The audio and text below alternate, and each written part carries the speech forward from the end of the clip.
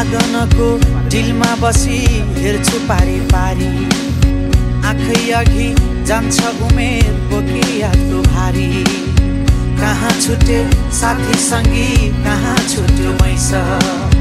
जिन्दगानी जति बुझ्यो नबुझिने रहेछ ती दिन गए यी दिन आए मै खाने गालामा गाडी पलाए नाथे उमेर जाँदो रहेछ हातैमा गन्दा गन्दै हेर्दा हेर्दै बुढो भयो हेर्दा हेर्दै बुढो भयो